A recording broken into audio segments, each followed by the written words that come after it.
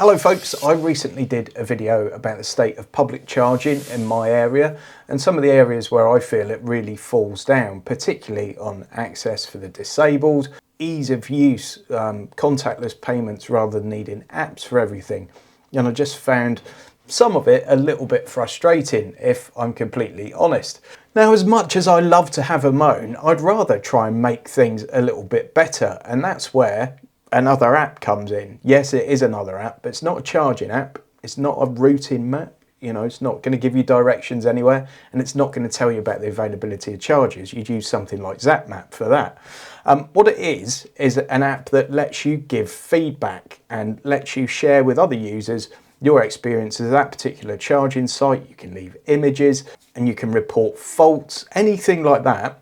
And this information gets fed back, certainly to people like Google Maps, to ZapMap, and to some of the charge point operators themselves. Some of the really big operators like 𝘼𝙁𝙁𝙁𝙁 are actually using crowdsourced data like this in order to improve the reliability of their network and to improve the site for you when you want to go and actually use it. And obviously all this data they're getting also helps them plan future sites, so it's invaluable.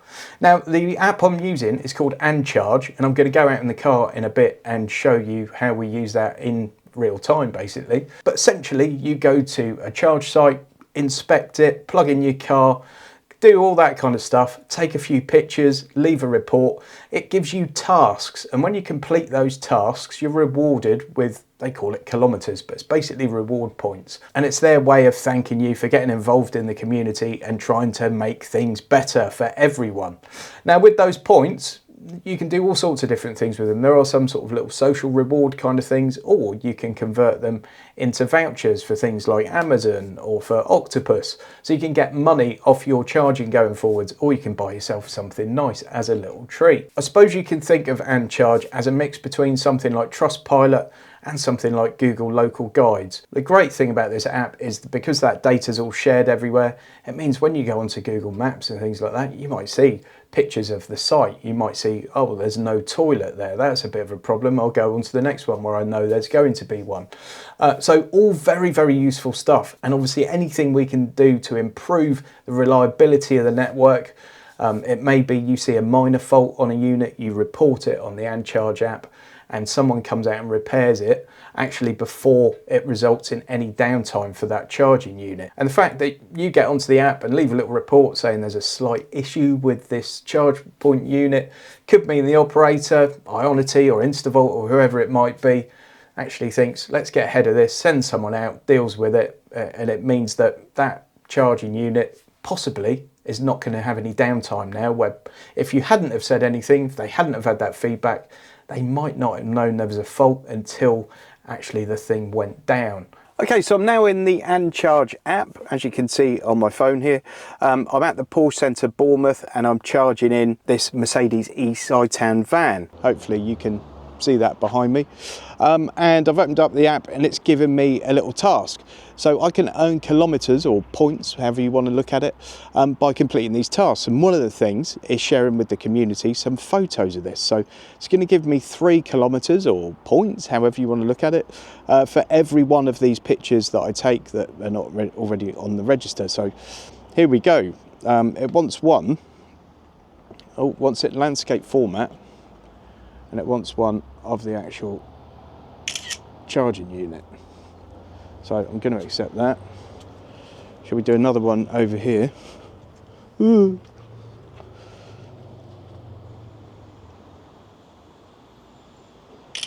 There we go, we've got another one there. And then I'm going to go back and do a wider shot from here. So I'm going to submit those. What have we got here? Charging station, done. So it's uploading those 2 pictures. I'm obviously now going to go back and do some more because why not? That one and that one. So I'm just showing sort of the surrounding areas. So we'll have parking place, and then this one is the surroundings. So there you go. I've uploaded 4 pictures there, so I'm going to submit those and off they go. A couple of them were the same and one wasn't a new perspective, so I've got 6 kilometers for doing that. And then share your experience. I'm going to say okay, everything fine except, and it's something that I've spoken to you about before, but look at this. If there were 2 cars parked here and I were a wheelchair user, I would have a lot of problems accessing this. And then also, if we go over here, you can see you've got to get this cable, which is mega thick and super heavy, from there. But look at the ground below. It's not actually even pavement. So that's quite slippery this morning as well. It's been raining forever here in the UK at the moment. This is the first nice day we've had in I don't know how long, and that's all a bit boggy and slippery. And you've really got to stand there to deal with all this, which is kind of annoying. So I'm now going to wrap a few words around that and say that actually I don't think this is very good if you're a wheelchair user. Also, if you needed to get a baby in a car seat out of there, go inside for something, can't really do it if it's busy. It's not busy at the moment. There is one spare bay, but you know, I just arrived and someone was sat in the middle one, and it would have been a problem if I were a wheelchair user for sure. And then because of those bump stops we've got on the ground, and the fact that, you know, you've got a curb and no pavement there, I don't know how a wheelchair user would actually be able to remove that cable, which weighs a ton, plug it into their vehicle and commence the charge. So that gets a bit of a downgrade for me. So I'm going to stick that into the app now. So I'm saying in number 1, the parking spaces are not wide enough for wheelchair users. To access the charger, you need to stand on uneven ground. The positioning of the touchscreen controls and the RFID scanner would make it unusable for most. The cable is very heavy. That cable is massively heavy, and really, I mean, I had to use both hands to actually get it into the front of this Mercedes, because you have to fight with it a bit. Obviously, this is a charger that's capable of extreme charging speeds, and it probably needs a fairly hefty cable, but it's not very flexible at all. So that's another problem potentially for wheelchair users. There's no contactless payment option, and again in 2024 that seems a little bit lazy. And if I had a charge point, if I were a charge point operator, I'd want to make it accessible to as many people as possible. So that means not needing to have a special app, not needing to have an RFID card. It means whatever you've got, it should be able to work with it. And unfortunately, this one doesn't. So I'm leaving all that feedback now. So at some point in future, a wheelchair user may be planning their charge and think, oh, I'll go to this one because it's really quick. I can go into the Porsche Centre, have a wee, have a coffee, all that kind of stuff. But they would probably get here and not be able to get out of their car, or they could get out of the car, but they can't actually use the touchscreen controls because they're too high up. They haven't got an RFID card. They can't get the cable into the car because it weighs a ton and you need both hands for it.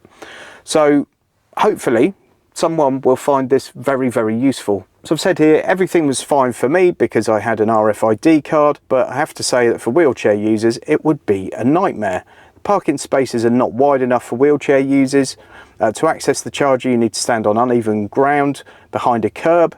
The positioning of the touchscreen controls and the RFID scanner would make it unsuitable for most, and the cable is very heavy and stiff. And then I'll say, for the wider population, there is no contactless payment option aside from RFID charge cards, which not everyone has. I've got the Octopus Electroverse card. Not everyone's got one of those. Strongly suggest you look into getting one, because a lot of these things now, you know, do require some sort of contactless RFID thing, because amazingly lots of them still don't have standard contactless, you know, bank card payment options. So I'm going to submit that now. It says it's going to be posted publicly, and it's as simple as that, folks. And the more times I do something like this, and realistically it's taken me 5 minutes and I'm making a video at the same time, the more times I do this, and more rewards I'll earn. I can do these challenges, but most importantly, the more I'm helping people. If I'd come to this today and I'd seen the screen was glitching, I can actually go in and report that. I could report if it showed at the wrong place on a map.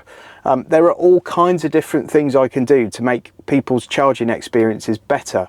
And of course, if it did have a glitch and I reported it, and it happens to be a charge point operator that worked with 𝑘, they would be informed about it right now in real time. That means they would have the chance to send out an engineer before the thing actually went down. And that means more chargers would be available to more people more of the time. This could be a very powerful thing. Instead of just moaning about things aimlessly, how about we try and improve them? If you want to get this app, there's a link to it for Android and for Apple phones in the video description and pinned as the top comment. I strongly suggest you do it. If you are regularly using public chargers, or even if you use them, you know, once or twice a month, for example, it takes 5 minutes. You might just be sitting there anyway for a little while. Why not? Does it hurt? Does it help? I think so. And look at all the different ways I can redeem my kilometers. So you can get Amazon vouchers from 75 kilometers, Apple vouchers from 215, Hyundai vouchers from 70, Octopus Electroverse from 70. Let's click on that one. So 70 kilometers gets you £5 Octopus Electroverse. So by doing this, you're actually helping to pay for your charging if you choose to, you know, spend it on this. I've done 2 of these challenges and 1 survey, and I've already got 21 kilometers. That's not too bad, is it? I mean, it's a little bit of money for very little effort, really, and you're helping people out. That's the most important thing for me. You've got Kia Charge, plug surfing, you can donate to UNICEF. You know, lots of different options there for you, and I think it's a great piece of kit that hopefully is going to make public charging just that little bit better for everyone. Folks, there's a link to this app in the video description and pinned as the top comment, so go and check it out. Thanks very much to 𝑘 for reaching out, by the way, because I was completely unaware of this, and it's only because one of the guys at 𝑘 saw my video talking about public charging that he sort of reached out. So thanks very much for that, really appreciate it. And folks, please give the video a thumbs up if you've enjoyed this one. Please subscribe to the channel, and I'll catch you on the next one.